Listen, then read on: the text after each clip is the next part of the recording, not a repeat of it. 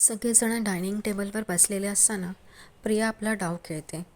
ती म्हणते तिच्या वडिलांना म्हणजेच रविराजांना की आपण आईला आपल्या घरी का नाही घेऊन जात. तिकडे पण त्या आठवणी आहेत माझ्या लहानपणच्या. माझं बालपण तिकडे गेलं आहे. सगळं काही आईला आठवेल. आपण का नाही घेऊन जात तिकडे. म्हणजे आता ती थोडं थोडं बोलते आहे. तिकडे गेल्यावर सगळंच आठवेल तिला कदाचित आणि ती बरी पण होईल. तेव्हा पूर्णाजी एकदम दचकतात. सगळ्यांनाच घरच्यांना आश्चर्य वाटतं प्रिया हे असं सगळं बोलते आहे म्हणून. ते सगळेच बोलू लागतात की एवढ्यात घेऊन जायची काय गरज आहे. हे पण तर तिचंच घर आहे प्रतिमाचं. ती इकडे राहू शकते. आणि सगळेजणच बोलत असतात की अजून वेळ देऊया तिला. पण इथे रविराज म्हणतात तन्वी जे बोलते ते काही चुकीचं नाही आहे.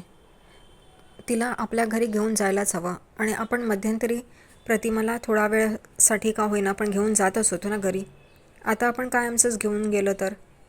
म्हणून सगळेजणच विचारात पडतात. इथे प्रतिमाला खूपच टेन्शन येतं. ती सायलीकडे बघत असते पण सायली गप्प असते. पूर्णाजीला सायलीला विचारतात तू एवढी गप्प काय आहेस, तू काही बोलत का नाही. तेव्हा सायली म्हणते मला रविराज काका जे बोलत आहेत ते पटतं. त्या घरी गेल्यावर कदाचित त्यांना सगळं काही आठवेल आणि त्या बराई होतील. इथे किती दिवस राहतील त्या. हे ऐकून प्रतिमाला अजूनच शॉक बसतो. तिला तिथून जायचं नसतं.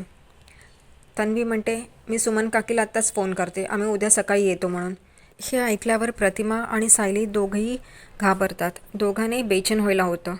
इथे तन्वी सुमन काकीला फोन करते की आम्ही उद्या सकाळी येतो आहे, आईला कायमचं घरी घेऊन येतो आहे. सुमन काकी पण एकदम खुश होते.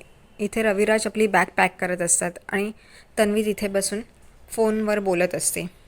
इथे तन्वीने बरोबर आपला डाव साधला आहे. तिला प्रतिमाला सायलीपासून दूर करायचं असतं. इथे फोन झाल्यावर तिथे सुमन विचार करत असते आता काय काय करावं. जेवणाचं काय करावं, घराची साफसफाई करावी लागेल कारण वहिनी खूप दिवसांनी येतात आणि त्यांना काही धूळ चालत नाही.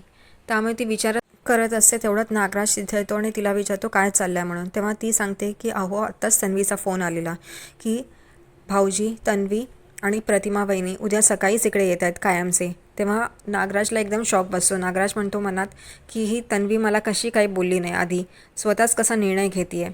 आणि हे बघून सुमन एकदम थक्क होती. ती म्हणते तुम्ही एवढं गंभीर का झाला. तर तो म्हणतो की मी गंभीर ह्याच्यासाठी झालो की किती तयारी करायची, उद्या सकाळी ते येत आहेत. तो सगळं सावरून घेतो.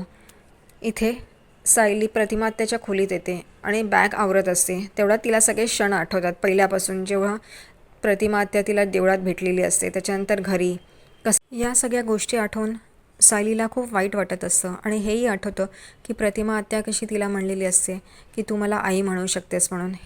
हे आठवून तिच्या डोळ्यात पाणी येतं.